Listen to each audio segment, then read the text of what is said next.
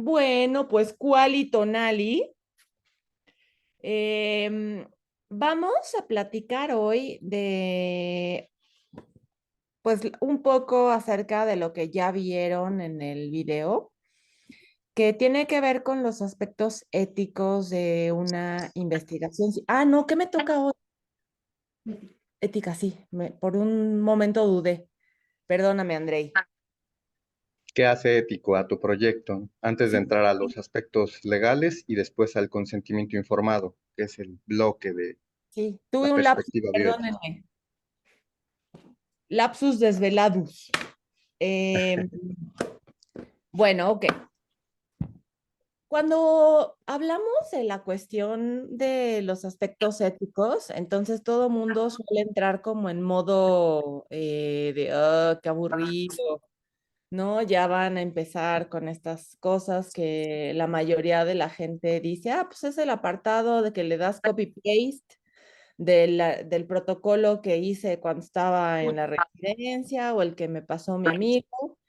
Y el apartado de aspectos éticos es en donde pones, este protocolo cumple con con la Declaración de Helsinki, con la normativa nacional, internacional, y listo, ¿no? Esa es la idea del apartado de aspectos éticos que tiene una buena parte de la población.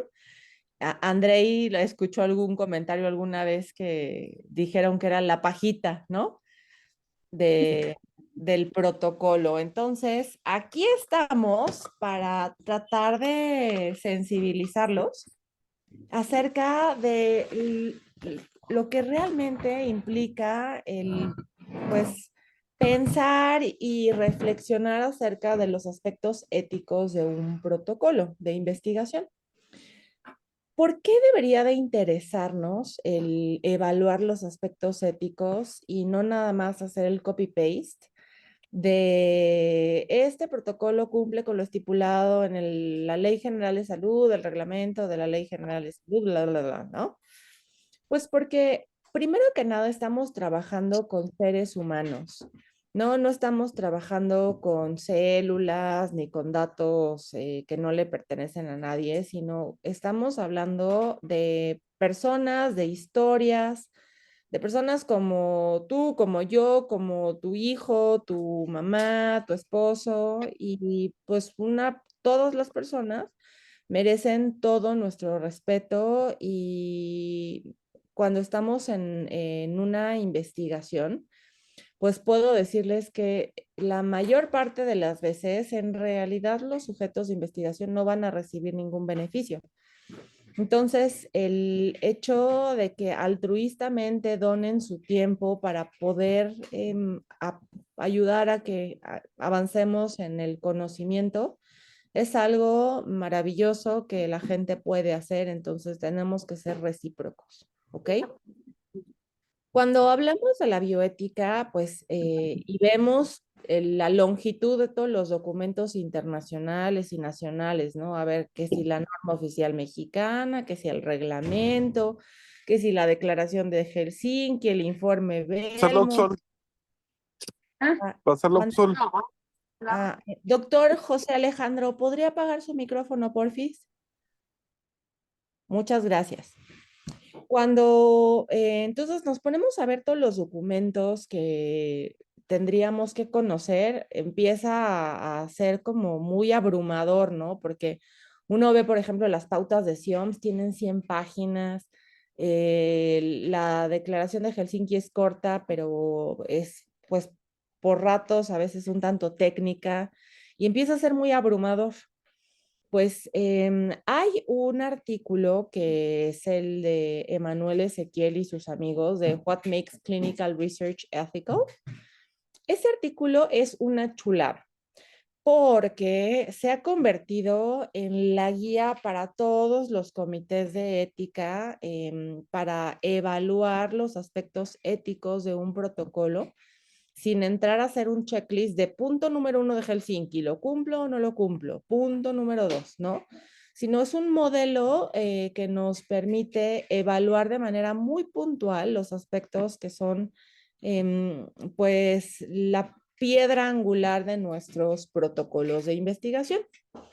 Y ya toma en consideración este modelo de 7 puntos, digamos que los aspectos más relevantes de todas las pautas que nos hablan del comportamiento en cuestión de bioética. Nada más que antes de entrar a esta parte que es de lo que nos da tiempo de platicar en el propedéutico, digo, en el diplomado, a ver, Pau dice, el artículo mencionado, se los voy a escribir en el chat. What? No se burlen de mí como el guay de Rito o Juay de Rito. What makes clinical research ethical? Clinical research ethical.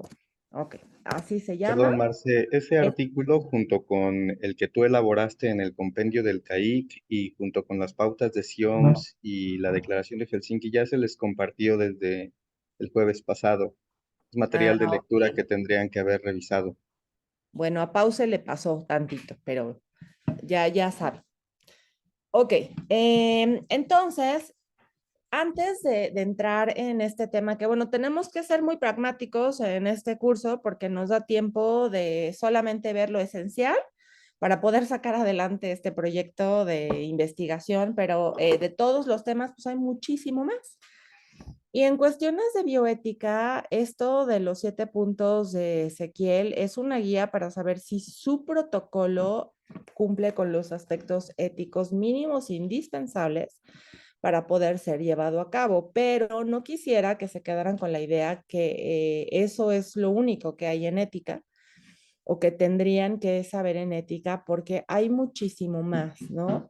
Desde la integridad científica, es decir, el comportamiento que tengan los investigadores, el que nos comportemos de la manera adecuada sin caer en, en alguna de las desviaciones serias de la conducta como la fabricación de datos, falsificación de datos, plagio, ¿no? Algo tan sencillo como que nuestro protocolo esté perfectamente bien referenciado. El no hacerlo también pues implica una desviación seria de la conducta, una mala práctica y se le llama plagio.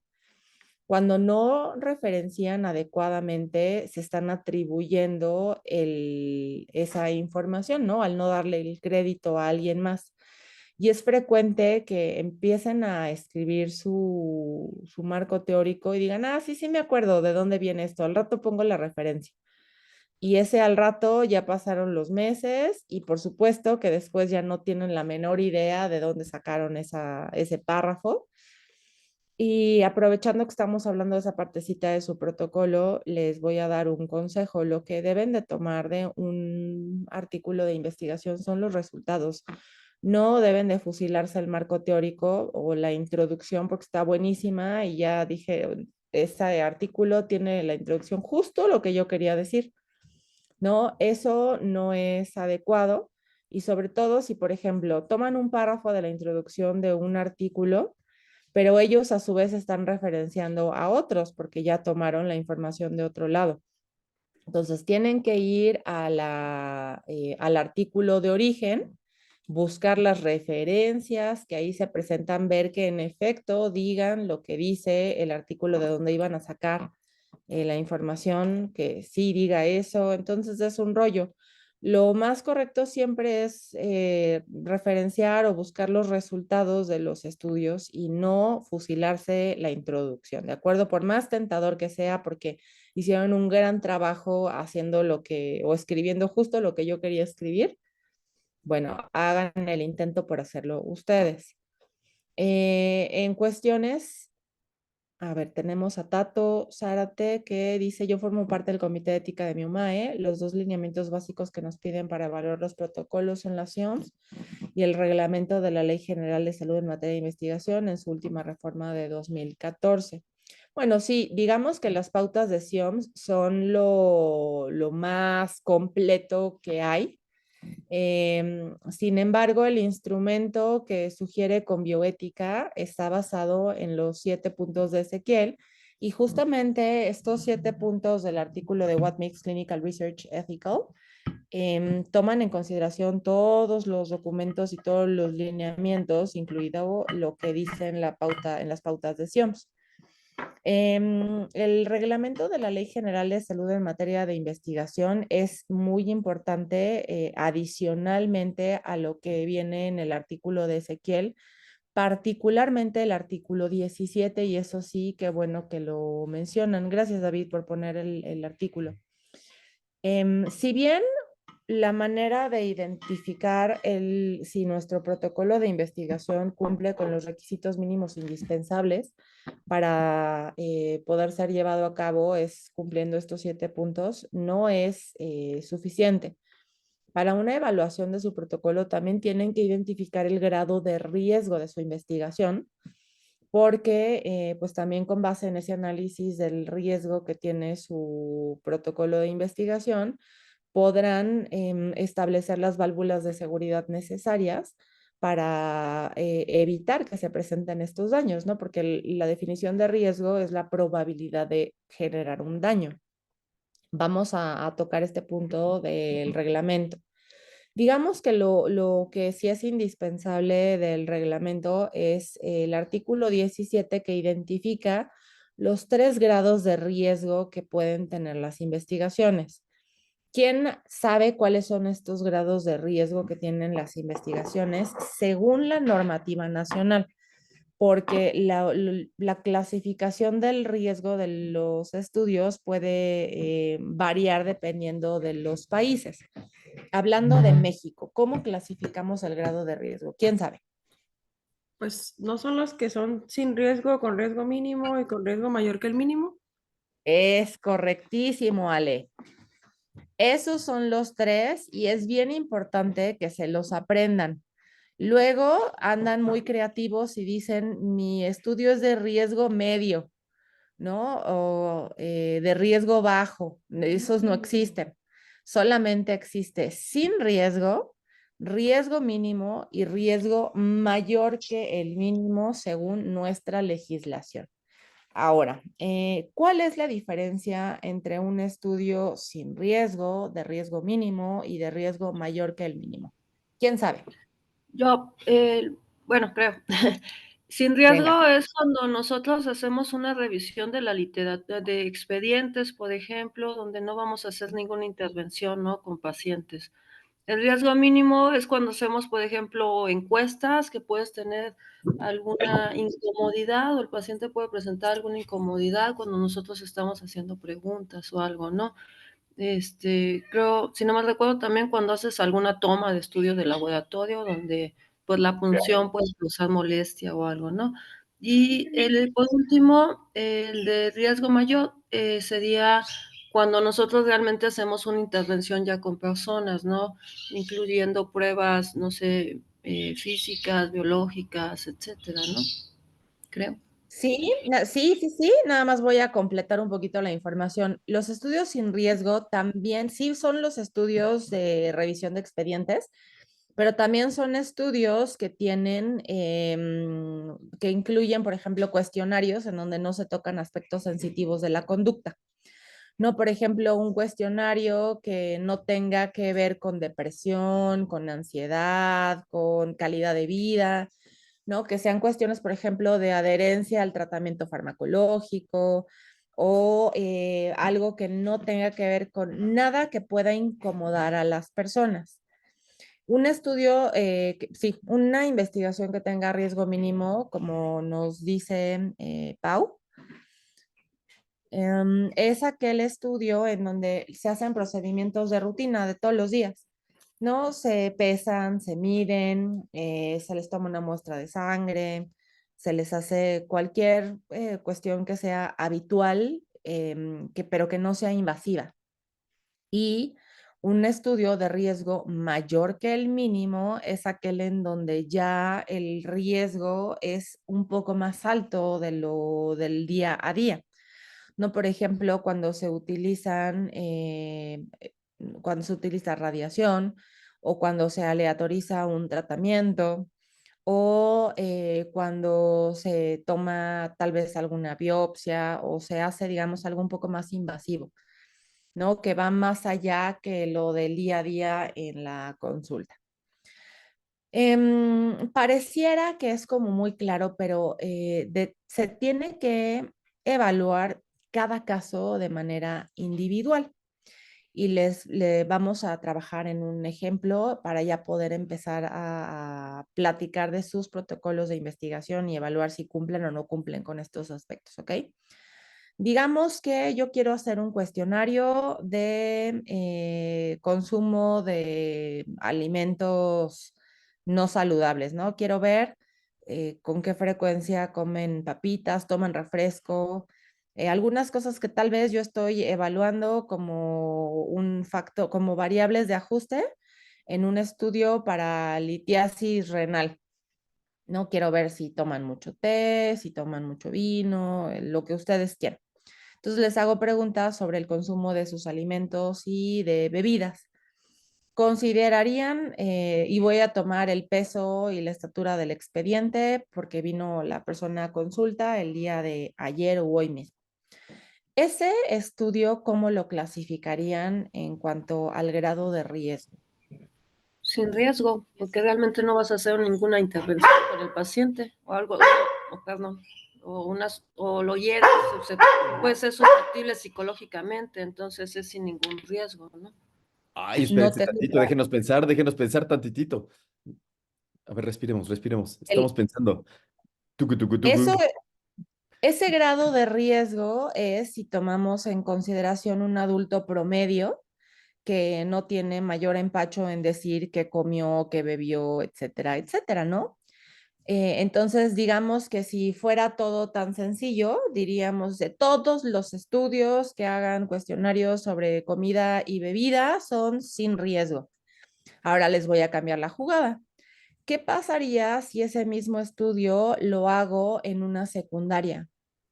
Y resulta ser que tengo algunas adolescentes que tienen trastornos de la conducta alimentaria o que están pues bastante conscientes de tienen alguna alteración en la percepción de su cuerpo. ¿Qué pasaría si tienes una chavita de 14 años que está súper estresada porque en su casa su mamá le dice que está gorda o ella misma se siente gorda, está empezando a vomitar o está empezando con anorexia o tiene franca anorexia o bulimia y vas y le preguntas si ha comido, no sé, pasteles, ha tomado refresco? ¿Creen que sería un estudio sin riesgo? No. Ahí cambia, ¿no? Ah, Siendo los mismos procedimientos, cambia por la población. Sí, Tato, querías decir algo. Tenemos entendido que siempre que se hace una intervención en el paciente se considera de riesgo mínimo, porque se evalúa qué tipo de intervención es la que se hace como tal. Y incluso en los estudios que suelen ser retrospectivos, son los que solo se aplican cuestionarios que no evalúan calidad de vida, a pesar de que nos hacen vigilar que es una investigación sin riesgo mínimo, siempre se les tiene que poner la leyenda que existe el riesgo de fuga de información. Entonces, ponen en duda de que verdaderamente el riesgo mínimo posiblemente se tenga que modificar. No sé si eso sea verdad o no. Sí, sí, es muy cierto, pero aquí estamos hablando de dos cosas distintas. Y ahorita, qué bueno que mencionas eso, porque realmente es una falacia eso de sin riesgo, porque no existe tal cosa como sin riesgo. Siempre está el riesgo del mal manejo de la información, pero ese es como la segunda parte de esta conversación. El primer punto es que cuando el reglamento de la Ley General de Salud, el artículo 17, sí dice que los cuestionarios están clasificados dentro del grado o sin riesgo, de investigaciones sin riesgo, siempre y cuando no toquen aspectos sensitivos de la conducta. En el momento en el que se toca un aspecto sensitivo de la conducta, ya no es clasificado como sin riesgo, sino que pasa a riesgo mínimo, ¿ok?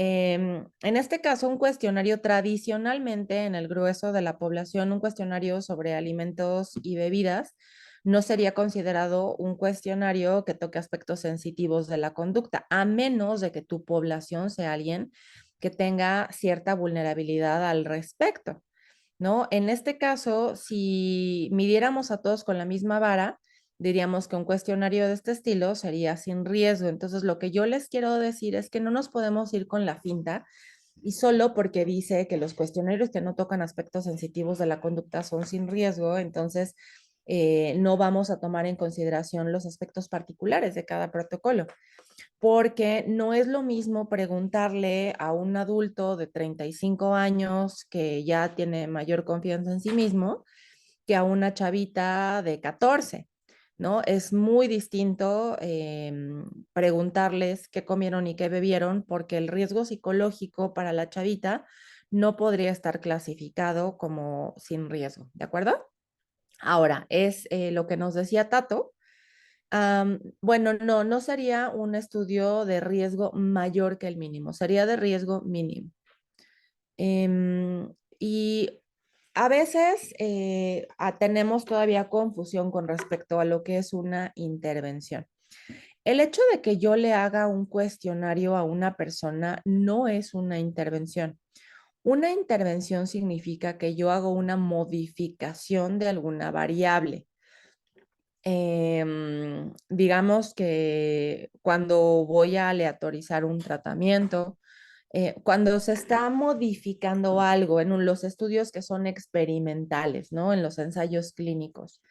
Los estudios observacionales en donde el investigador solamente está observando, aun cuando eso implique hacer, por ejemplo, una prueba diagnóstica, que les hagan una radiografía, que les hagan una tomografía, que les hagan, digamos que una endoscopía inclusive. Eso no es un tratamiento, es una prueba diagnóstica en donde se observa si tienen o no tienen algo, pero no estamos modificando ninguna variable. Si ahí se quedan, entonces no confundamos una intervención. Aunque yo le haga una tomografía, eso no significa que estoy interviniendo, ¿de acuerdo? Estoy haciendo un estudio que en algunos casos podría ser incluso invasivo, como podría ser una, no sé, una toma de una biopsia, una endoscopía, colonoscopía. Son invasivas, pero son observacionales. No estamos dando un tratamiento, entonces, para que no tengan confusión. El lenguaje es muy importante siempre para estar todos en el mismo canal, ¿ok? Y siguiendo con esto de, ¿existe tal cosa como un estudio sin riesgo? Pues no, la verdad es que aún en los estudios que son de revisión de expedientes, ahorita contesto tu pregunta, Ale. También tengo que ir a las del chat, nada más, permítanme que no se me vaya la onda. Em, un estudio sin riesgo, según nuestro reglamento, está considerado pues los estudios de revisión de expedientes o cuando tenemos cuestionarios, pero sin tocar a la gente, ¿no? En el momento en el que ya lo haces que se suba una báscula, ya dejó de ser sin riesgo. Pero ¿existe tal cosa como un estudio sin riesgo? Bueno, hay mucho debate en la literatura al respecto. Porque aun cuando nosotros hagamos revisión de expedientes, existe el riesgo de que haya un mal manejo de los datos personales y pues llegue a manos inadecuadas toda esta información, ¿no? No sería raro que a algunos de ustedes les haya tocado el que están tomando una clase de estadística o de manejo de datos y alguien pone su base de datos, ¿no? Y dicen, yo tengo la de mi tesis. Y resulta ser que esa base de datos tiene nombre, teléfono, número de seguridad social, dirección, casi que el Facebook. Entonces, esa base de datos ya se la pasaron a todos los del salón y luego ya el alumno se convierte en maestro y está buena la base, entonces la usas con tus alumnos. Y total que los datos de esos participantes andan por todos lados. Entonces, bueno, no existe tal cosa como una investigación sin riesgo, porque siempre está el riesgo del mal manejo de los datos. Ahora, alguien dirá, bueno, ¿y qué pasa si mi base de datos está anonimizada? Yo no tengo en mi base de datos ni nombre, ni dirección, ni número de seguridad social, solamente tengo los datos clínicos, los sociodemográficos. Bueno, digamos que de primera instancia, pues ya no sería tan sencillo poder identificar a esas personas y exponer sus datos personales.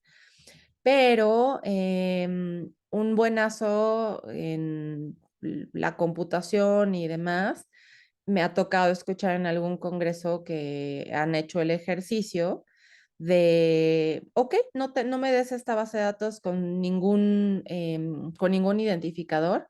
Yo sé que esta base de datos es de el servicio de urología de siglo XXI, ¿no? Si yo tengo diagnóstico, edad, fecha de la visita, perfectamente puedo rastrear al final del día cruzando datos de quién se trata esa información, ¿no? Entonces, a menos de que sea una cosa como que fueron a donar sangre alguna vez al banco de sangre y no tomaron ningún dato y esa muestra no está identificada, está el tubo sin ningún identificador, bueno, solamente de esa manera, pues sí estaría anonimizada.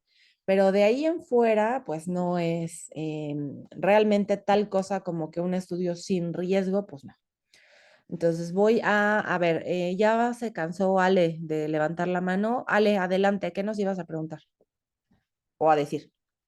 Nosotros, la verdad, lo que le digo es que es bien difícil para nosotros llevar a cabo estudios, en las pacientes embarazadas, porque finalmente casi nada te lo prueban en los comités de ética, ¿no?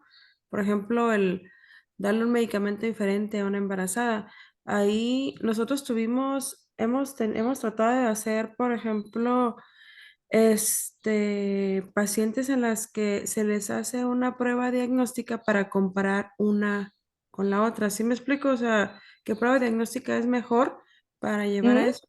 Esa, hasta donde yo le había entendido, era investigación con riesgo mínimo, pero en la embarazada se convierte con un riesgo mayor que el mínimo y no hemos logrado que nos lo aprueben los comités de ética. Mi pregunta va encaminada.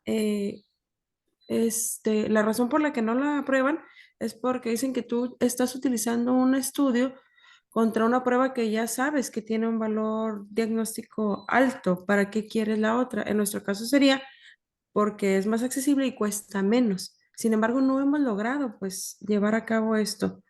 ¿Hay alguna sugerencia que usted nos dé como para tratar de que estos protocolos de estudio se puedan llevar a cabo? Pues miren, lo primero que yo haría sería trabajar en la justificación de ese protocolo. Hay un artículo que pueden encontrar en Google de la justificación, Ujú, porque pues, parece ser, a veces, miren, bueno, respondo la pregunta. Mi sugerencia sería uno, tener claridad en el protocolo para que quien lo lea identifique si se está poniendo en riesgo, digamos, que la prueba a evaluar, si tiene, no sé, radiación o alguna otra característica que ponga en riesgo al producto. Entonces, bueno, eso podría ser una razón por la cual no se apruebe.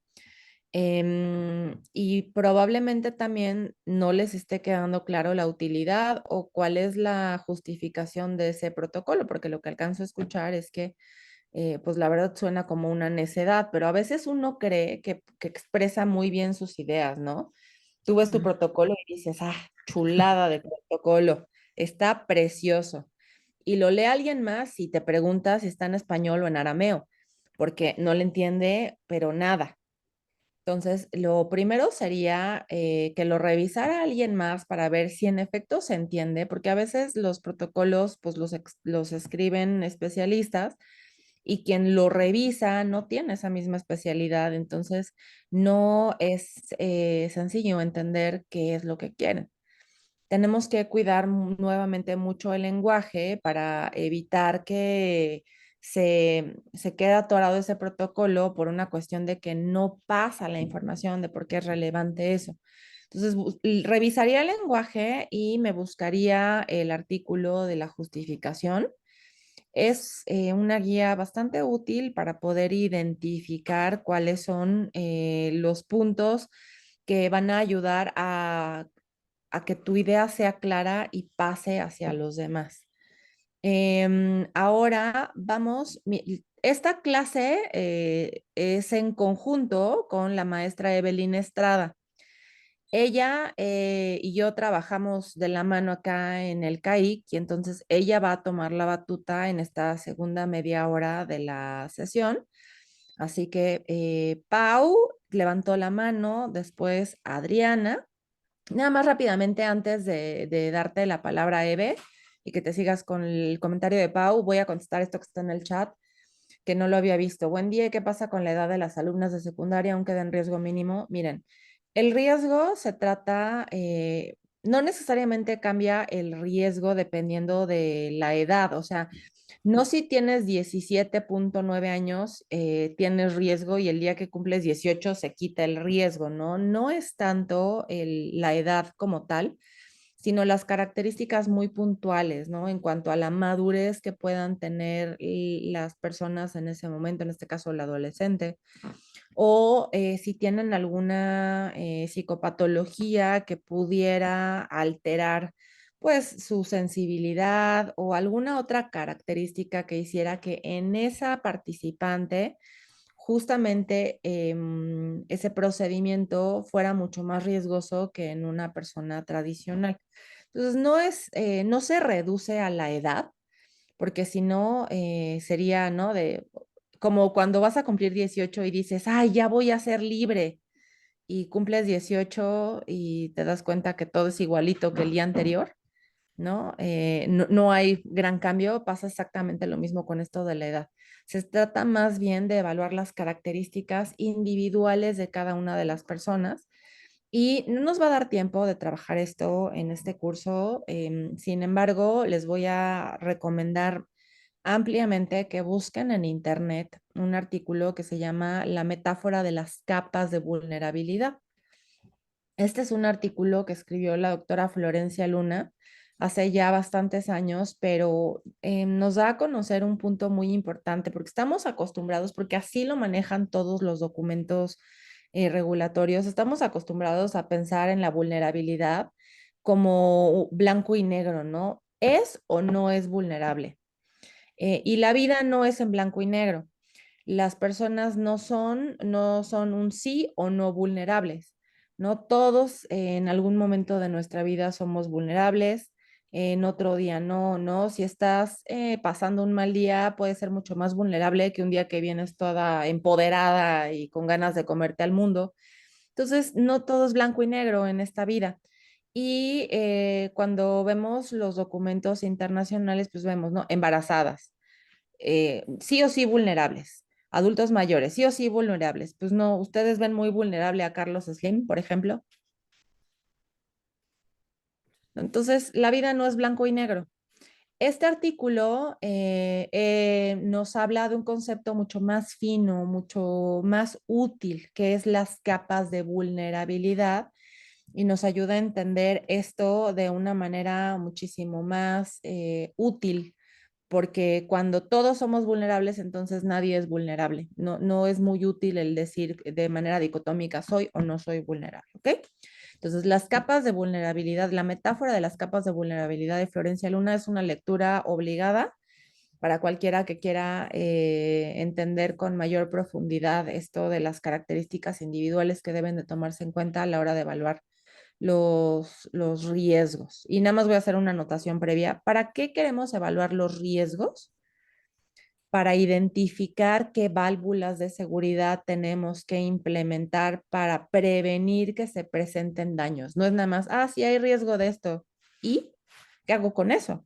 ¿No? O sea, tienes que tomar esa información para hacer algo para prevenir, para evitar el daño, ¿ok? Entonces, ahora les va a tocar, bueno, una pregunta más yo creo, pero tenemos que hacer esto más dinámico y Eve les va a sacar la sopa para saber si sus protocolos cumplen con los aspectos mínimos indispensables que son el valor social y científico y la validez científica, ¿ok? Entonces, Eve, todos tuyos, nada más checa el comentario de Pau Porfis. Hola, buenos días. Primero, saber si me escucho, que me acabo de poner audífonos. Sí, te Sí, sí, escuchas, Sí, claro bueno, y fuerte. muchas gracias. Sí, Pau, ¿cuál es tu pregunta? sí, gracias. Mi duda es, bueno, en el caso de los estudios educativos, nosotros hacemos intervenciones, pero pues realmente no es como que hieres susceptibilidades o expones al alumno a unas cuestiones, pues éticamente que lo puedas afectar. Entonces, ¿esa clase de estudios entraría como de mínimo o como mayor del mínimo, riesgo mayor del mínimo? ¿A qué clases de intervenciones te refieres? ¿Podrías darme un ejemplo? Sí, cuando vas a hacer alguna intervención educativa que dices, bueno, voy a hacer un taller, curso taller para enseñar insulinización, se me ocurre, ¿no? Entonces haces una preevaluación, después haces el curso taller y después pues evalúas el resultado, qué tanto funciona el curso taller, ¿no? O sea, qué tanto aprendieron, por decirlo así. Pues ese sería sin riesgo, porque no estás como tal obteniendo cierta información que pueda alterar la susceptibilidad del niño. Como tal, estás enseñando algo y estás evaluando qué tanto funcionó esa intervención. Ah, ok, aunque hagas intervenciones. Está bien, gracias. Ujú. Dependiendo de la intervención, se puede valorar el tipo de riesgo en el que estamos clasificados de acuerdo al reglamento de la Ley General de Salud. Bien, gracias. Voy a agregar algo acá, porque si bien en efecto estaría bien clasificado el grado de riesgo, no debemos de quedarnos nada más en el evaluar el grado de riesgo, sino que tenemos que agregar algunas otras protecciones. Por ejemplo, hay riesgos que no son tan evidentes y que no tomamos en consideración y que de hecho no están incluidos en la Ley General de Salud, como riesgos de estigma, riesgos económicos, riesgos sociales. Entonces, digamos que no podemos nada más quedarnos con lo que viene en el reglamento. Si estamos haciendo una evaluación y se corre el riesgo de que estigmaticen a un niño, de este niño no aprendió nada, o inclusive con los adultos, ¿no? Si vamos a hacer evaluaciones de quién aprendió en el curso de educación continua, y puede ser que alguien sea susceptible de tener alguna consecuencia. em, Eso no viene en el reglamento, pero también tienen que pensar en los otros tipos de riesgo que puedan existir, aunque no estén en la legislación. Riesgos legales, riesgos sociales. No se queden nada más con eso, sino vean the big picture, ¿no? Más allá. Gracias. Ok, bueno, ahora vamos a continuar necesito que me vayan poniendo como algún ejemplo. Más bien me enseñen me hablen de su protocolo para ver el valor social, me expliquen qué valor social ustedes identifican en el protocolo que están llevando a cabo. Entonces, de acuerdo a los 7 principios que hacen que una investigación sea ética, que está en el artículo de Ezequiel que les compartieron hace una semana. Entonces, ¿quién quiere empezar a hablarme de su protocolo?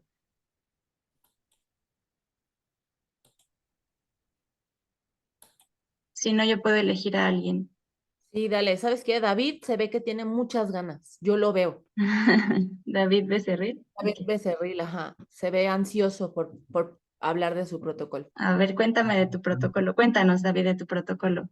Pues miren, mi protocolo es el efecto de una dieta hiperproteica sobre pacientes con obesidad sarcopénica en una unidad de primer nivel de atención.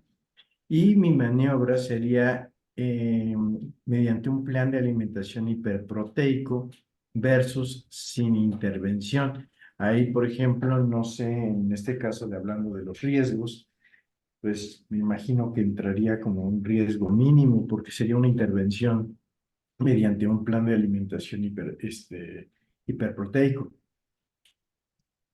Aquí ya existe como tal la información de que si tú suplementas va a beneficiar al paciente con obesidad o al participante con obesidad sarcopénica. Sí, sí existe y dentro de los siete, ¿cómo se llama? De los puntos claves, en los cuales habla de de los datos que ya están registrados, que si en un momento dado eh, tiene validez científica, ya que está en un momento dado ya hecho el estudio. Entonces, sí, podría ser. Tengo aquí la duda para poder yo, pues, continuar con el proyecto. Ok, entonces lo que tú pretendes es tomar dos poblaciones y a unos suplementarlos y a otros no. Pues no lo suplementarlo, ajá, bueno, sí, en la intervención de la alimentación hiperproteica, efectivamente. O sea, tú les Porque, vas a dar una dieta hiperproteica a unos y a otros no. ajá, al otro Ok, no proteica y y al el que otro. no va a tener, o sea, tú ya sabes que hay un beneficio en aquellos que les des una dieta hiperproteica. Sí, pero en este caso lo que quiero ver es el impacto en la obesidad sarcopénica. ¿Qué tanto puede impactar solamente el plan de alimentación o no? En la obesidad sarcopénica. Pero digamos que el otro grupo, ¿cómo lo vas a proteger? O sea, digamos, ¿de qué forma ese grupo que no va a tener esa dieta hiperproteica, qué tipo de dieta va a llevar? Una dieta normoproteica, Una dieta normoproteica. Y tú así ya es. sabes que hay un beneficio en aquellos que lleven una dieta hiperproteica. Eso es lo que quiero yo ver si hay el beneficio de la ganancia en fuerza, ¿sí? Ok. En masa muscular. ¿Y cómo vas a medir la ganancia en fuerza, perdón? Se va a hacer mediciones obviamente, medir fuerza mediante algún tipo de. Es lo que me falta todavía aterrizar en el trabajo, pero pues es lo que estoy ahorita en la búsqueda de esa información. Ah, ok. Sí, hay que como clasificar bien cómo vas a medir eso y qué beneficio pudiera tener como hacia la sociedad. O sea, digamos que si nosotros sabemos que una dieta hiperproteica va a mejorar la fuerza en personas que tienen obesidad sarcopénica, en realidad, si tú tienes este estudio, si tú lo haces, ¿qué beneficios o qué vamos a obtener de esa investigación? Y también la parte de la protección hacia aquellos que van a recibir una dieta normoproteica, porque si tus dos grupos van a tener obesidad sarcopénica, el otro grupo pues se va a quedar como, digamos que desprotegido en ese sentido. Entonces, aquí venía bien lo que decía Marce, de pues buscar esas válvulas de protección hacia ese grupo que a lo mejor no va a tener la probabilidad de recibir esa alimentación y también pues que se les informe a los participantes que están en, en, en esa probabilidad de recibir una dieta hiperproteica, sabiendo que puede tener un beneficio, y en aquellos que no van a tener esa dieta hiperproteica, sabiendo que no van a recibir ese beneficio. ¿Sí me explico? Por ahí tendría que ir un poquito más el valor social.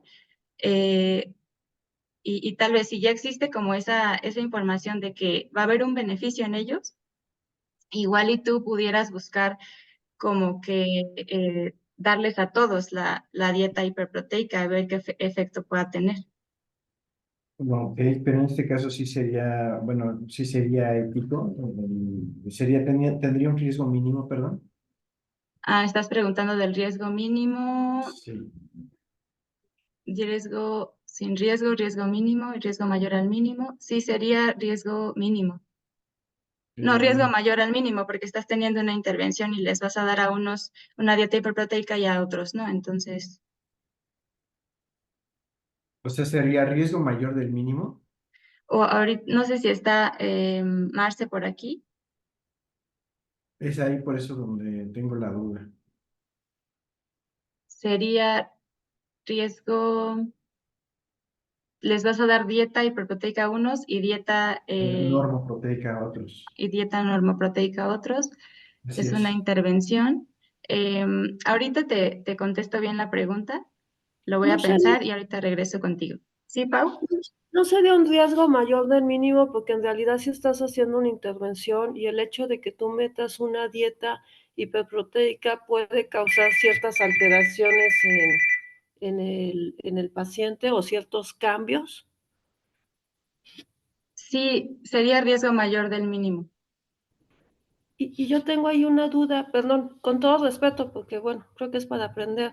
¿Es ético en todos los estudios? Si queremos hacer un estudio comparativo que suena interesante como el que comenta el compañero, ¿es ético dejar a un paciente sin dieta, o sea, la dieta hiperproteica, para hacer un estudio comparativo, a pesar de que sabes que la dieta le puede beneficiar?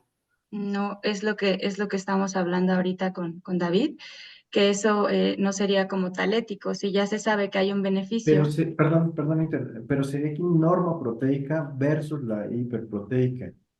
O sea, no le estás, no estamos restringiendo al otro grupo exactamente, de no estás proteína. haciendo, o sea, efectivamente, solamente es un plan de alimentación normal versus el que tiene la alimentación hiperproteica, que aquí también en las sesiones anteriores me habían dicho, bueno, cuáles serían tus criterios de exclusión. Y en aquellos serían pacientes inmunocomprometidos, pacientes oncológicos, y mis criterios de eliminación serían pacientes que no estén, que no tengan un protocolo completo en el estudio, e incluso me habían comentado, y eliminación serían pacientes que pierdan la vigencia en cuestión de la seguridad social. Ok, pero aquí a lo mejor nos surge la duda y lo que comenta Pau es, para que tú estés haciendo este estudio es porque ya sabes que a lo mejor una dieta hiperproteica puede tener un efecto positivo sobre la fuerza de las personas que tienen obesidad sarcopénica. Tú ya sabes que hay un beneficio, o de dónde surge la idea De si aumenta de si contestar tu hipótesis o esta Y pregunta de investigación. si aumenta su fuerza muscular, por ejemplo, el título es el efecto de una dieta hiperproteica sobre pacientes con obesidad sarcopénica en unidad de primer contacto de atención. ¿Sí? Dicho también me lo había comentado el doctor André en una sesión. Ajá, André, si quieres, hola, Hola, comentar Evelyn. algo. Sí, yo creo que están, estamos generando una confusión en cuanto a la idea de que una intervención em, tiene que hacernos ubicarnos primero en el hecho de que es un riesgo, pero tendremos que calibrar esto en cuanto a si es mayor que el mínimo o si es mínimo en cuanto a la magnitud o la probabilidad de un daño posible por la intervención. Em, Digo, antes de hablar acerca de la justificación de un proyecto en el que no podríamos a simple vista asegurar que modificar la cantidad de proteínas sea un elemento causal necesario o imprescindible para modificar la fuerza, pero no estamos en esa parte. Este ejemplo sería muy bueno para el concepto de estudio de causalidad, por ejemplo, ¿no? ¿Qué es una causa necesaria, suficiente? ¿Qué es una causa componente? Pero eso será, como dice Marcel, para otra discusión. Mi opinión es que si vamos a intervenir, ideemos primero que es un riesgo alto para el paciente y vayamos calibrando en cuanto a qué tanto esto es parte de la cotidianidad en la asistencia, qué tanto existe la probabilidad real de que esta intervención, por ejemplo, el ajuste en la proporción de proteínas desde algo considerado alto contra algo normal, porque es cierto, no habrá una supresión ni habrá una comparación contra placebo. En esos términos que son claros en la Ley General de Salud, el placebo contra un tratamiento sí es un riesgo mayor al mínimo porque en efecto hay ausencia de tratamiento. Pero aquí probablemente no estés tratando algo, o sea, sí es una intervención, es verdad, pero estás ajustando la proporción de la composición de una intervención nutricional. Y si está dentro del gran cajón de las intervenciones cotidianas, como nos decía Marce, o sea, es parte de la rutina el que uno hable de cómo está compuesta su alimentación en estos pacientes, pero los pueda clasificar de acuerdo a una composición alta contra una composición normal, pues entonces allí es donde uno va calibrando el hecho de que si hay un riesgo de daño por esa intervención o no. Para, insisto, no caer en la idea de que toda intervención deba ser considerado un experimento como aquellos que son de un placebo contra un tratamiento innovador que busca superioridad o efectividad o seguridad, ¿no?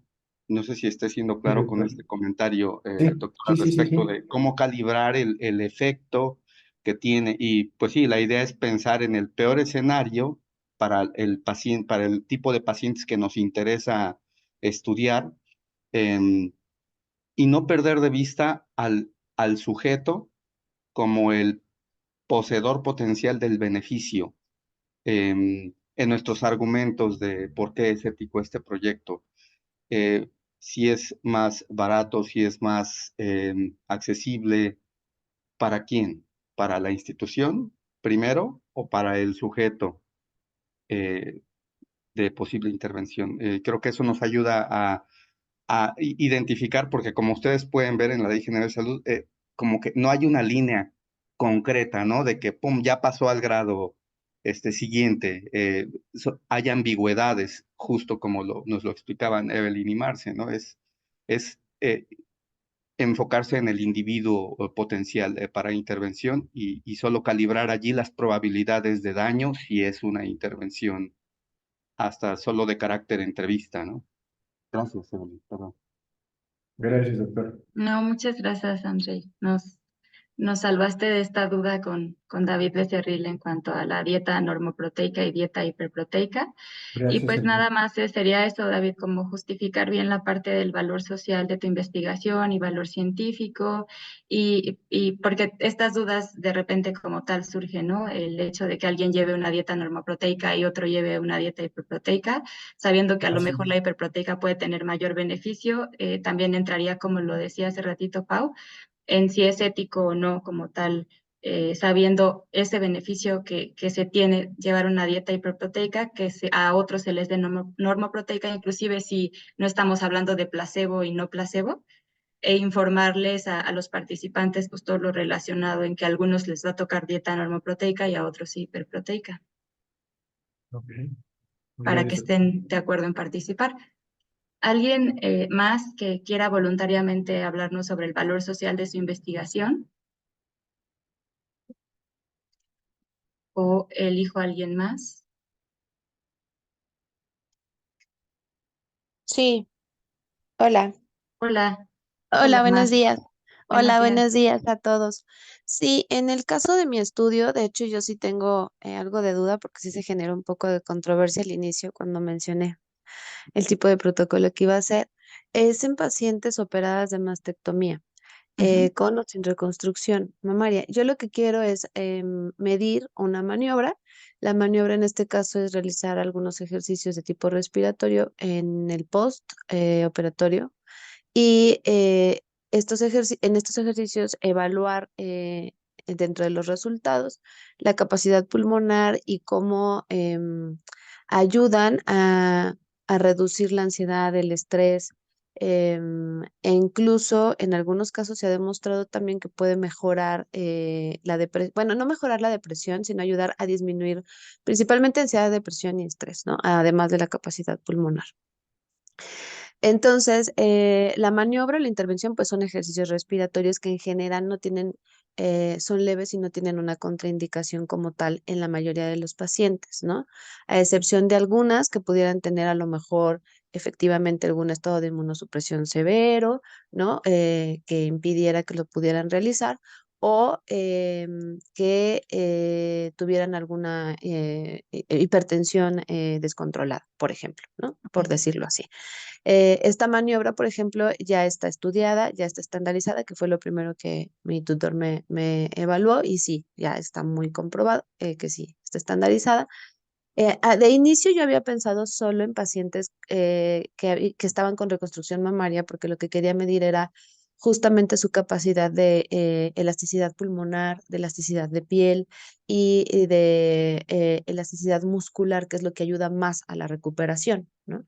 Con este tipo de ejercicios, pero después me dijo, es que no sería ético para las que no tienen reconstrucción, ¿no? Por ejemplo. No es que no sea ético, o sea, yo me quería enfocar a ese grupo como una cohorte específica, ¿no? Porque como que nadie hace caso a este tipo de pacientes.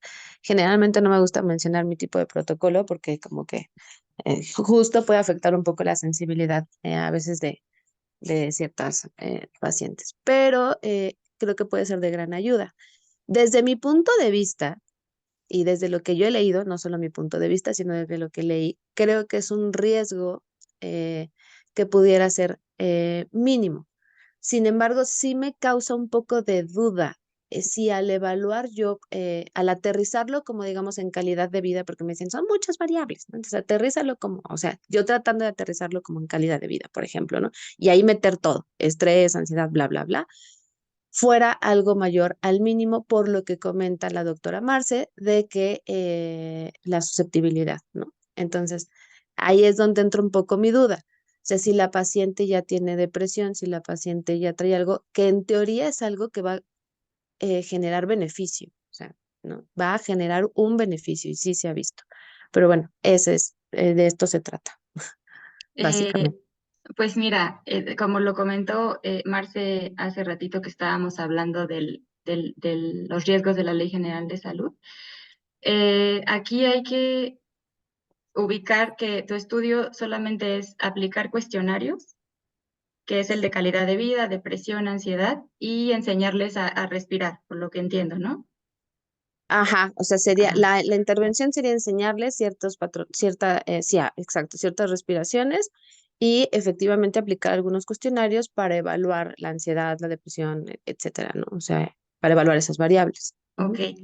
Entonces, aquí lo que tenemos que cuidar es que esta es una intervención, pues se clasificaría como riesgo mínimo de acuerdo al reglamento de la Ley General de Salud.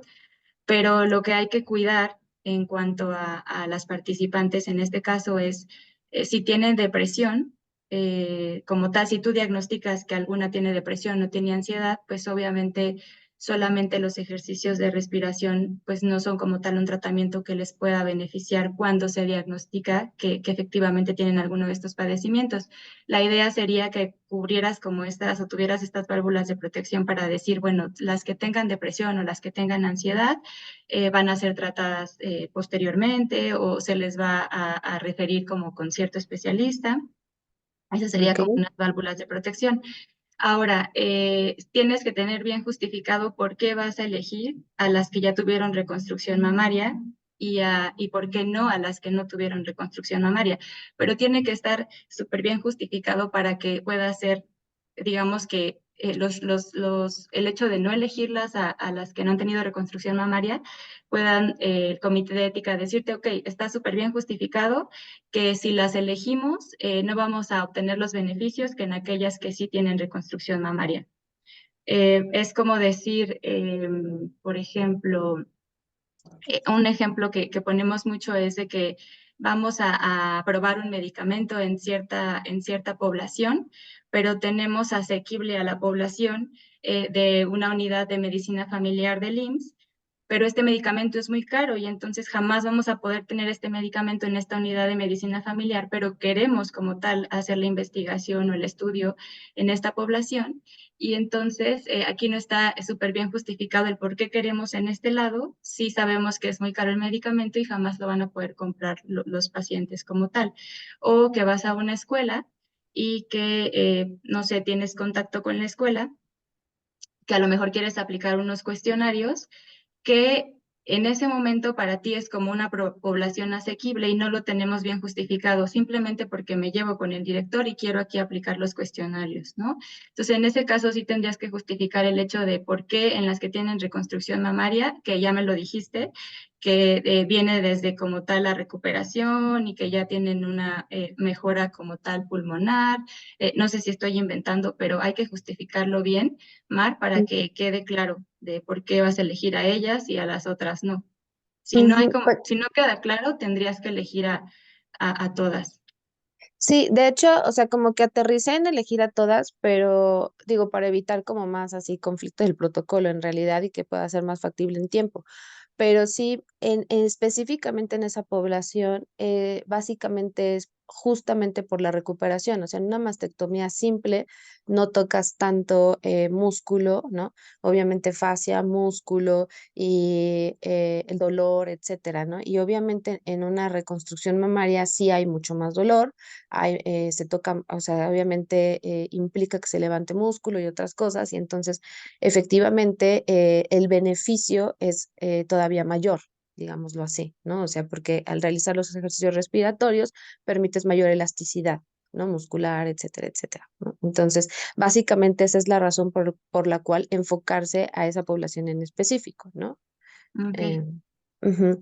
Esto Y es en cuanto tenía, a respiración, pero en cuanto exacto. a depresión y ansiedad y todas esas Bueno, mejoras obviamente también. mejora mucho más en las pacientes que están reconstruidas, o sea, disminuye, ya está comprobado y hay muchos artículos que comprueban que disminuye mucho la depresión, porque obviamente mejora o sea, la imagen, no es solamente porque fue otra discusión ética, o sea, no es cuestión de ponérselas porque se quieren ver bien bonitas o porque sea una cuestión estética, que fue lo que se discutió, pero ese no es el punto porque no es lo que yo voy a hacer, ¿no? Yo no estoy hablando de que voy a reconstruir a alguien, ¿no?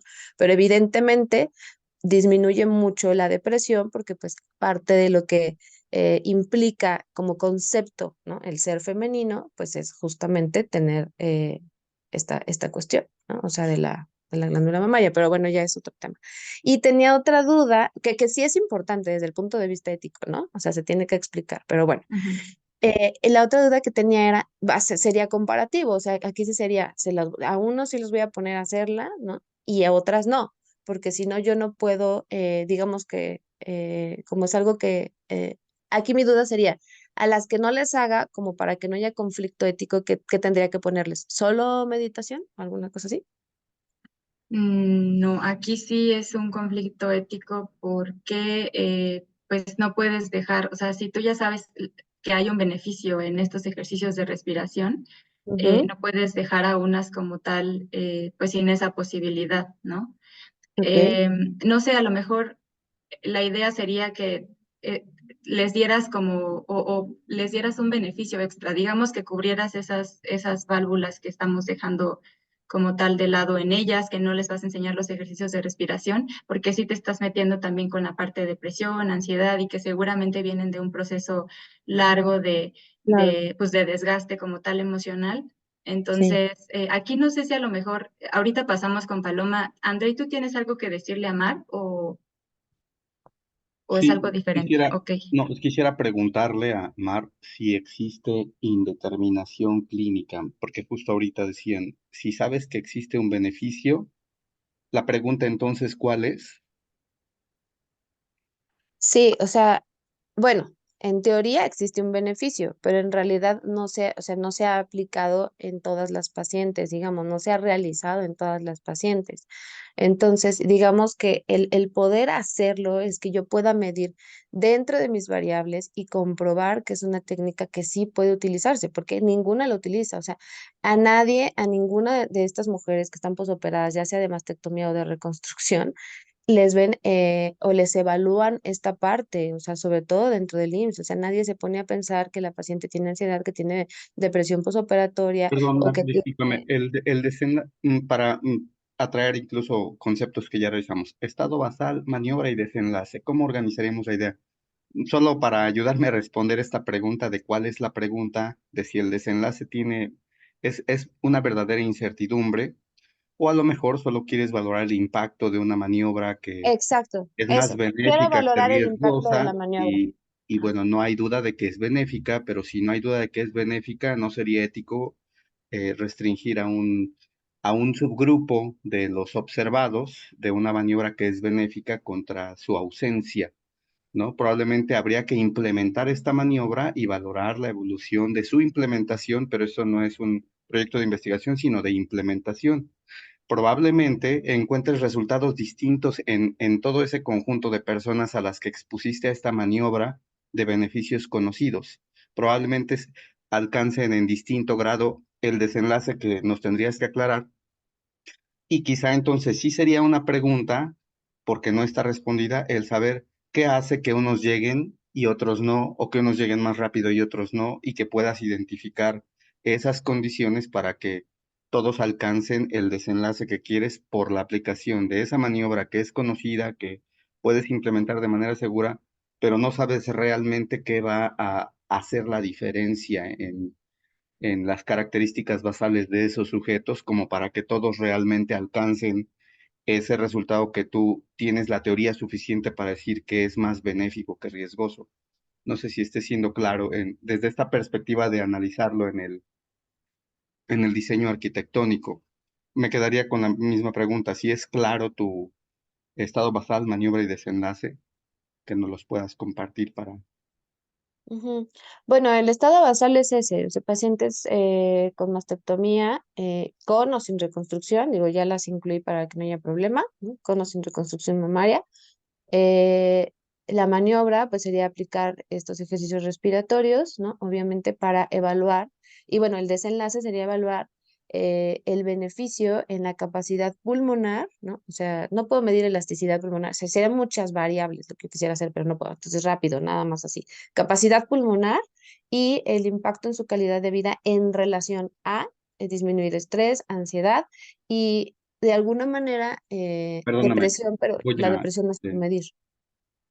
tu desenlace es si su capacidad pulmonar se recuperó o no, o Exacto, empeoró o no, o se mantuvo igual. exacto, Son tres posibles exacto, desenlaces. Pero antes de exacto. entrar a otros escalones del TDAH del investigador, nos podemos quedar con la capacidad pulmonar como el desenlace de interés, ese que puedes demostrar, medir y todo. ¿Estoy en lo correcto? Sí, podría ser solo ese. Sí, bueno, y aquí creo que sí es importante comentar que cuando dices, ya incluí aquellas no mastectomizadas para que no haya problemas, justo es para lo que nos reunimos a discutir esto, que la perspectiva y el análisis de lo que es ético y no en estos proyectos en pro del beneficio para el participante no tendría que ser visto del investigador o de quienes nos estamos formando en la idea de investigar de manera sistemática eh, una lista de pretextos o de obstáculos, porque de repente es como, a ver, ya voy a hacer esto para que ya no ya me lo aprueben, ¿no? Lo voy a decir así para que no haya problemas con el comité de ética. Es que no es que sea un comité de ética, un jurado calificador o descalificador de los proyectos.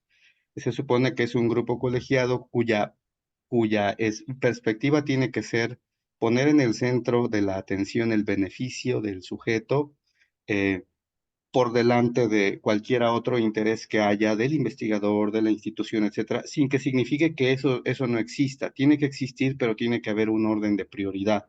Y desde luego el respeto a la integridad del sujeto y la consideración de estas capas que nos comenta Marce de vulnerabilidad, que muchas veces transgredimos de manera poco consciente como investigadores. Entonces, bueno, perdón que me desvié, pero aquí la idea es que si tenemos el desenlace claro eh, y para llegar a por efecto de tu maniobra, desde mi perspectiva tendrías nada más que preguntarte, ¿es más benéfica que riesgosa la intervención que quiero hacer? Y eso te va a dar el posible grado y el hecho de determinar, ¿no? A dónde va. Así, riesgo mínimo, mayor que el mínimo, por un lado. Y por otro, el saber si la intervención que ya sabemos que tiene un beneficio está demostrado, sí sería, desde mi punto de vista, planteado mejor como un proyecto de implementación que como uno de investigación, porque no hay duda de que es efectivo. Probablemente en la implementación encuentres tu pregunta de investigación. ¿Sabes qué? No todos llegan al desenlace respiratorio o volumétrico que yo esperaba. ¿Qué hace que unos sí y otros no? O sea, ¿es relevante esa pregunta? ¿Algo de lo que impide que lleguen a ese punto puede ser controlable? Es decir, ahí es donde van emergiendo otras preguntas, pero no se tuvo que plantear como, bueno, se sabe, pero no tanto, o en mi lugar de trabajo no se ha investigado, sin embargo en otros sí, pero la verdad es que se sabe es que sí le va a ir mejor a los que hagan estos ejercicios. Por lo tanto, si ya tienes esa certeza, no tendríamos que restringir esa intervención en otros, hayan o no sido mastectomizados. Y tener No, la o sea, idea clara todas tienen de... mastectomía. La cuestión aquí es que unas pueden o no tener reconstrucción mamaria. Ah, entiendo, claro. Digo, tener la idea clara desde el diseño arquitectónico justo nos permite ir como parafraseando todo este tipo de planteamientos. Discúlpame, Ajá. eh, creo que No, no, arrebaté el no. micrófono indebidamente, perdón, gracias. Gracias, Andrei. Muchas gracias. Sí, y precisamente recordarles esta parte de que el valor social implica que nos demos cuenta o que tengamos como tal la evidencia de que esta investigación o sí, esta investigación que están realizando va a aportar un beneficio, pero también que no se ha hecho antes, ¿no? Que no se haya hecho antes, porque si ya se hizo antes y ya se sabe que tiene como tal, pues esta aportación, en la población en la que estamos estudiando, pues ya lo que vendría, como dice Andrei, pues es la implementación y que estaría bien en tu caso, Mar, como que la implementaras y vieras como tal y corroboraras que se tiene un beneficio ya implementándola como tal. Ok, pero en este caso no se ha realizado, o sea, en pacientes. Entonces, por eso es que lo quiero estudiar. O sea, no Ah, se ha ok. realizado en los Entonces pacientes. sería Ajá. cuidar que tu estado basal, Ok, porque ellas sí y porque ellas no. ok, perfecto. Ok, Paloma, Muchísimas discúlpanos, gracias. de nada. Hola, Hola. mi protocolo, mi pregunta de investigación es ¿cuál es el efecto de un programa de ejercicios respiratorios en los pacientes prequirúrgicos programados que fueron valorados por medicina interna sobre los parámetros de la espirometría? Yo lo que he encontrado haciendo mi marco teórico es que en realidad hay pocos estudios de espirometría incentiva en el prequirúrgico. La mayoría se enfocan a atender complicaciones en el posquirúrgico y también los pocos que encontraron en el prequirúrgico se enfocan a medir complicaciones, no en medir volúmenes y capacidades, y muchos excluyen a pacientes con enfermedad pulmonar previa o valoran por tipo específico de cirugía. Yo aquí quiero tomar a toda la población que pues, va a valoración preoperatoria a medicina interna, que son pacientes mayores de 45 años o menores con enfermedades, menores de 45 con enfermedades crónicas o con enfermedades crónicas, para que demos el visto bueno. Y si sí pasan ese filtro de pues no hay contraindicación por parte de medicina interna, tomar dos grupos y de forma aleatoria decir, esto, tú vas a hacer ejercicios de espirometría incentiva que no hay hasta ahorita alguna recomendación de que se den de forma, ¿cómo se dice?, estandarizada para todos. Y el otro paciente pues no se va a ir a espirometría incentiva, hacerle la espirometría basal, después hacer dependiendo de, como a las 2 semanas, hacer la otra medición de espirometría en los que sí tuvieron ejercicios y en los que no, para ver si efectivamente durante ese periodo de tiempo, que es más o menos un tiempo de espera viable para los pacientes que van a ir a cirugía en el instituto, se puede obtener un beneficio y medir los cambios que hay en las capacidades pulmonares. ¿Cuál sería entonces como tal el desenlace que tú vas a evaluar al final? Cambio en los parámetros de la espirometría. Cambio en los parámetros de la espirometría. Y estos cambios, digamos, al final tú, ¿cómo los mides o cómo sabes?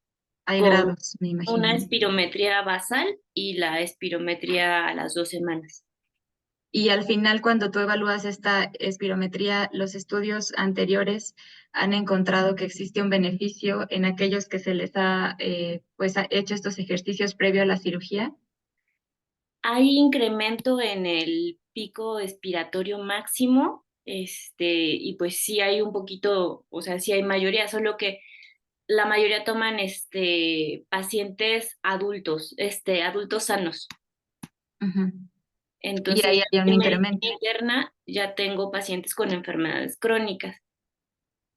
Y en realidad aquí tienes tú alguna duda respecto a tu protocolo.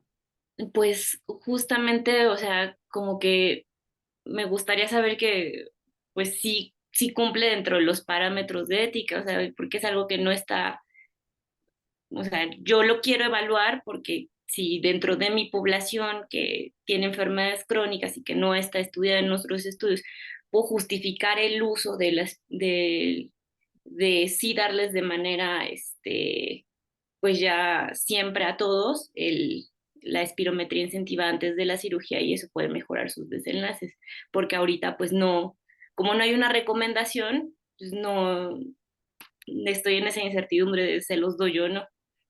O sea, Y es fácil, ¿no? Como tal, darles la esperiometría a todos los pacientes. O sea, no es como caro que en los hospitales se tenga como tal esta eh, aplicación. el asesor con el que estoy trabajando el protocolo, él tiene un espirómetro propio y digamos que en la misma consulta se les podría hacer solo necesitaríamos un poquito más de tiempo, hacerle el estudio, como que cuando salgan de consulta, hacerles el estudio para tener el basal y ya después citarlos para la segunda medición.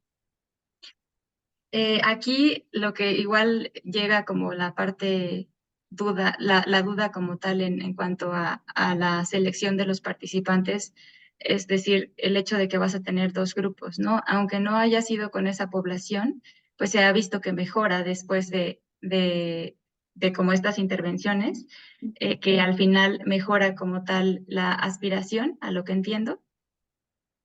Corrígeme si me equivoco, entonces mejora y si ya se sabe que mejora, es lo mismo como que pudiéramos hacer este proyecto como tal de que tú lo corrobores en los participantes, pero no sé si valga la pena como igual hagas esta comparación, o sea, de que algunos los restrinjas y a otros no. Y entonces, entonces ahí viene mi duda, ¿cómo plantearía yo mi estudio para poder aplicárselos a todos?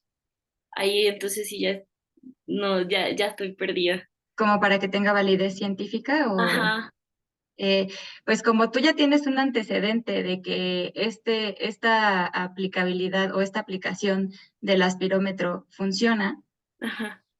ya demostraron que hay beneficios, tú puedes corroborar como tal ese beneficio comparándolo con los otros estudios que ya lo plantearon.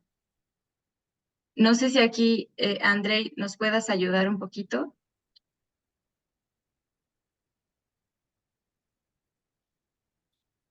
Creo que no está. Si pudiera hacerse como... Ah, sí, ya. Bueno, la implementación no requiere un proyecto de investigación, ¿no? Si uno tiene suficiente evidencia de que una intervención es benéfica, uno la incorpora a su práctica clínica, organiza un manual de procedimientos o una modificación a su patrón de intervención con los pacientes, porque hay evidencia suficiente, hay información que permite, hay recursos, etcétera. Decíamos que el proyecto de investigación, a diferencia de uno de implementación, pues está lleno de incertidumbre y por eso es necesario controlar la manera de responder esa pregunta para llenar ese hueco de incertidumbre. Pero como en este y en el proyecto anterior, si existe prueba suficiente de que hay un beneficio, se tiene que implementar. Si hay incertidumbre sobre si esta intervención es benéfica en comparación con aquellos en quienes no se aplicará, esa es una pregunta, ¿no? Pero debe existir la duda auténtica. Sí, pues es lo Em, que, perdón, sí. es lo que comentaba que realmente esto se ha evaluado en pacientes sanos y, o sea, no en pacientes con enfermedades crónicas o no o sea, ha evaluado solo en cierto tipo de cirugías, no necesariamente corresponden a las que se practican en mi hospital.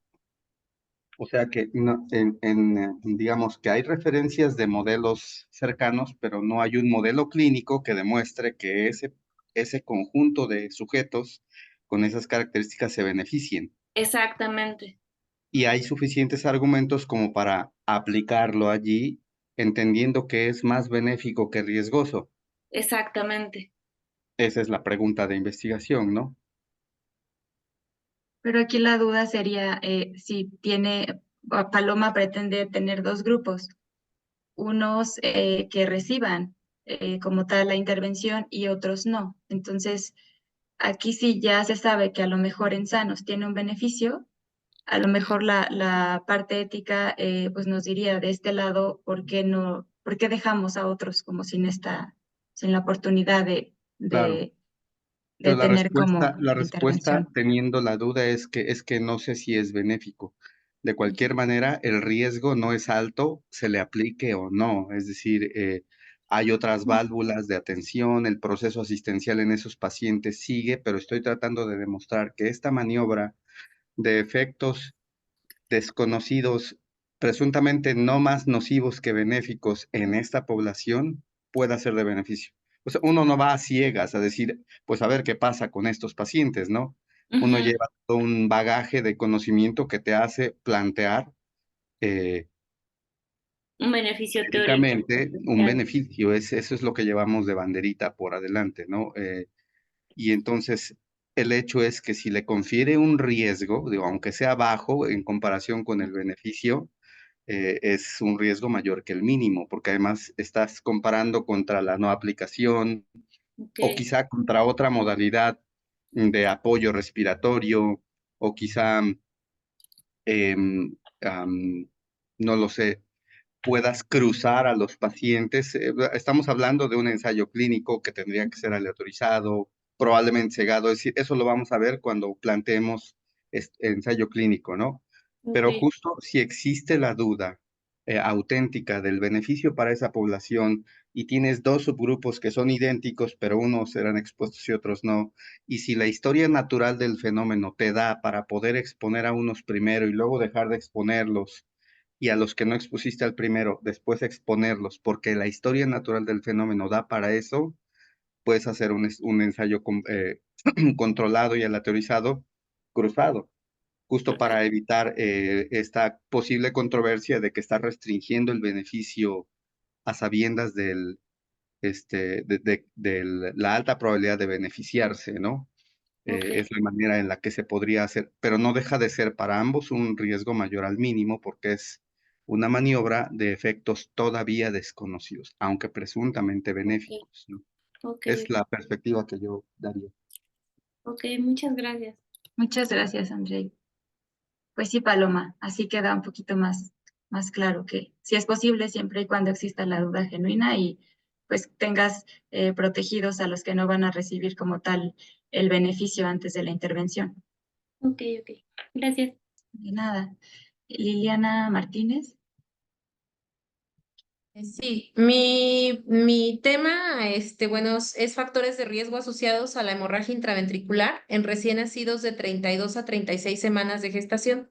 El modelo arquitectónico queda en el estado basal, recién nacidos prematuros de 32 a 36 semanas. La maniobra, pues los factores de riesgo de hemorragia intraventricular que van a ser diagnosticados por ultrasonido y pues el desenlace ver si hay hemorragia intraventricular y qué factores de riesgo pues tuvieron.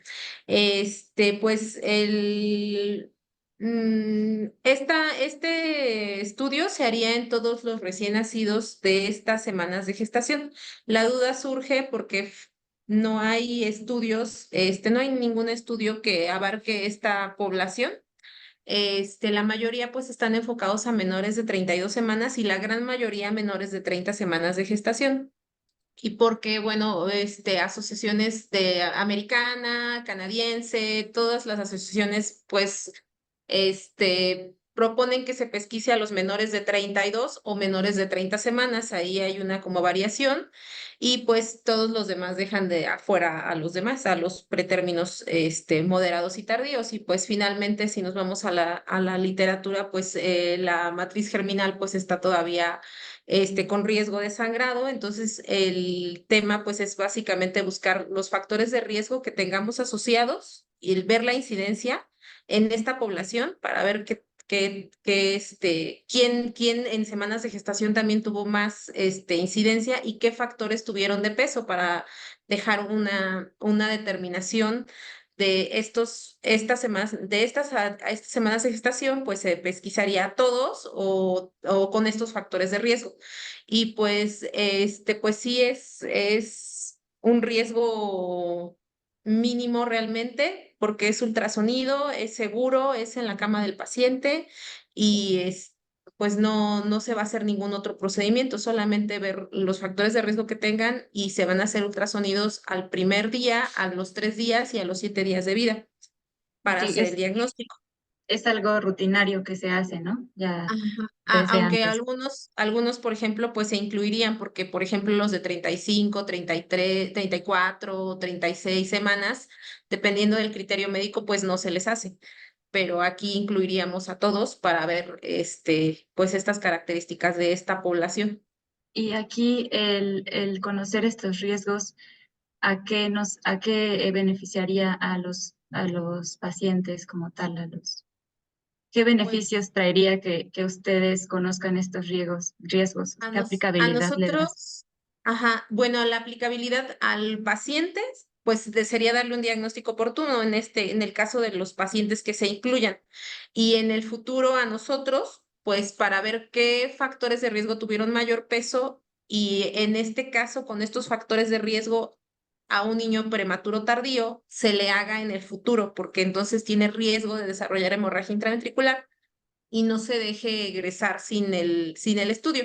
Por otro lado, también a lo mejor si estos pacientes con 36 semanas de gestación, con estos factores de riesgo que no tuvieron peso, se puedan ir sin un estudio y no también aumentar días de estancia hospitalaria. Ok. Y como tal, el hecho de que se desarrolle esta, ¿cómo le llamas? ¿Hemorragia? Hemorragia intraventricular. Ajá. Hemorragia intraventricular. El hecho de que se presente es muy común No, no es común en los prematuros, pero es muy común en los prematuros extremos y menos común o menos probable en los prematuros tardíos y en los prematuros moderados, pues hay pocos estudios. Realmente los estudios que yo encontré, la mayoría son retrospectivos, entonces pues no se puede evaluar si en realidad tenían o no tenían hemorragia porque se van al expediente. No hay como forma de ver y no mencionan en qué días se tomaron. Entonces aquí pues se quiere como estandarizar primer día, tercer día y séptimo día para ver que en realidad también no se esté sobrediagnosticando o no se esté infradiagnosticando. Y nadie incluye de los 34 a los 36 semanas, solamente hay un estudio muy, muy, muy, muy viejito como del 90 y tantos. Ok. ¿Y por qué crees que no los incluyan? Perdón, yo también estoy empapándome un poquito del proyecto Ajá, para poderte... pues realmente yo creo que todo mundo se ha enfocado a lo que las asociaciones recomiendan. Ok. Entonces, y hay estudios de hospitales, de USIN, de algunos hospitales, ya sean chinos, de otros países, y ellos dicen que pues es a criterio médico, que quien tenga factores de riesgo, pero no responden, no comentan los factores de riesgo. Entonces, pues no, nadie ha hecho como el estudio. Tal vez porque pues no tengan como tanta población como nosotros, que pues algunos se quedan fuera, algunos no se pesquisan y algunos pues quedan hospitalizados porque no se van a dar de alta por el criterio médico de que a fuerzas tiene que tener el estudio. Y otras, pues por ejemplo, el Instituto de Perinatología tiene un estudio de ahí del 2016 donde incluyó a los menores de 1.500 gramos, pero a todos los demás no los incluyó y ellos como estándar tienen hasta las 32 semanas Ok. para pesquisa normal, pero no hay como por qué. ¿Qué es pesquisa? O sea, como el screening, como el que todos entren, como algo que se le hace a todos por el riesgo que tienen. Algo que se les hace a todos por el riesgo que tienen, pero es como, es un examen que se les hace. Ajá, como un examen que se le hace a alguien por solo tener esos riesgos para descartar estas patologías frecuentes. Ok, entiendo. Entonces, la idea es como de que tú puedas conocer esos riesgos en esos recién nacidos que por lo regular no se ha estudiado, Ajá. para que pueda tener como igual el tratamiento oportuno, ¿no? Como que El así lo veo, diagnóstico y el seguimiento, porque el también tiene seguimiento. mucho, o sea, el tener una hemorragia, pues va a tener una alteración en el neurodesarrollo. Y si no se le da seguimiento, pues no lo sabremos nunca. La idea es que ver que ellos también tienen ese riesgo y también se les Ajá. meta en ese screening que me comentas, Sí, que ¿no? Para que se quede también. como a tal semanas hay una incidencia grande y por eso los de tantas semanas tienen que entrar. Y si tiene estos factores de riesgo, también tienen que entrar porque los factores de riesgo tuvieron peso. Estos fueron como los más frecuentes y tuvieron peso, entonces ahí se encontró en esta población que estos factores de riesgo se encontraron en los pacientes que sí tuvieron hemorragia, entonces como que les dejemos como peso a esas cuestiones, pero ya como que definirlos. Sí, aquí hay que tener bien claro que como solo son los ultrasonidos y como tal esta valoración, aunque es riesgo mínimo, el hecho de de hacer los ultrasonidos, hay que cuidar también, leyendo ya como tal, pues las capas de vulnerabilidad y quién sí puede acudir como tal al ultrasonido, qué vas a hacer cuando no puedan acudir a lo mejor porque no tengan dinero suficiente para trasladarse o que se haga durante la evaluación de rutina, o sea, que no sea como tal algo extra, que se tengan que trasladar y también tener bien claro que es importante que se tomen en cuenta a estos participantes, ¿no? Recién nacidos. O sea, como tener claro que a pesar de que ya se hizo en otras edades, en otras semanas Estación. de gestación, a pesar de que ya se hizo en esa población, aquí es diferente. O sea, ¿por qué tener que hacerlo acá también y no, pues como tal, de una vez realizar el screening o la implementación como lo hemos ido viendo, ¿no? Porque algo importante es que si ya se tiene el antecedente de que funciona, ¿cómo nosotros lo vamos a implementar? O sea, sería ya como un proyecto de implementación, pero en este caso también tener ese valor suficiente como para decir, en esta población se ocupa que se compruebe que se necesita, ¿no? No Ujú. sé si me expliqué ahí, Sí, Liliana. sí, sí, sí. Entonces, más que nada sería como que tengan bien claro que existe pues esa duda genuina de que ustedes quieren como tal responder, ¿no? Esa pregunta, existe esa duda, esa pregunta y le queremos dar respuesta. Es como tener claro esa parte para nosotros poder defender como tal el proyecto y que hagamos algo como tal en beneficio de la sociedad y que va a contribuir a que pues en la práctica clínica se lleve a cabo y que sea más sencillo y que mejoren un diagnóstico, que mejoren un tratamiento. Entonces, principalmente sería como cuidar esa parte y tener como bien claro qué beneficio va a traer el hecho de que tú identifiques esos riesgos en esa población o a lo mejor iría como por otro lado. Si ya sé que existen riesgos en otras poblaciones, pero a lo mejor no está bien claro en esta población y sí se presenta, que tú compruebes que sí se presenta como tal, que sí llega a suceder la hemorragia y que entonces está pasando a lo mejor porque no se está teniendo suficiente cuidado en esa población porque no se conocen los riesgos, como comentas. Sí, sí, sí. Ujú. ¿Tienes alguna otra duda o no quedó muy claro?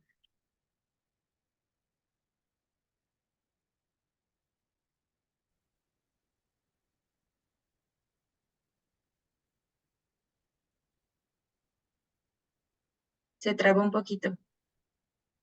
Sí, muchas gracias. Ok, de nada. Bueno, creo que ya se nos acabó la clase. ¿Sí? ¿A qué hora termina su clase? Las 9. A las 9. A las 9. Entonces, yo creo que aquí ya se terminó. Y pues espero haberles sido de ayuda. No sé si a lo mejor quieran dar alguna información, Andrei, antes de finalizar la sesión. O... Hola, sí, seguimos en el módulo de aspectos bioéticos. Yo creo que la lectura del resto de documentos que les compartiremos va a redondear nuestra idea acerca de cuán ético es. Me parece que el resumen ideal, tal cual lo comentaron ya, es el trabajo que hizo Marce de traducir e integrar información. Ya se los compartimos, es el artículo del CAIC. e igual que el de Manuel Ezequiel. Son dos documentos resumen que nos van a ayudar a darle orden a nuestra argumentación ética y autocuestionarnos y presentar los proyectos acá, pues permite justamente que desde otras perspectivas nos enriquezcan, ¿no? Entonces, muchas gracias, Evelyn, por acompañarnos en esta sesión. Evelyn es del campo de la nutrición también, ¿no, Evelyn? Sí, Nutrición y por otro lado los aspectos psicológicos y la conducta alimentaria. Entonces, la perspectiva que nos puede dar nos enriquece mucho. Entonces, yo agradezco que te hayas incorporado también. Esperen la sesión que se va a grabar, se va a subir más tarde, el video asincrónico el martes, y seguirán recibiendo la información de documentos para leerlos. Dense el tiempo, la verdad es que fue muchísima información, seguramente no han podido revisar a detalle toda, pero son los dos artículos claves son el de Marce y el de Manuel Ezequiel, pues para que los puedan revisar y asentar bien su argumentación. Muchas gracias, nos ok. vemos el siguiente jueves. Gracias, Buenas Andrei. tardes.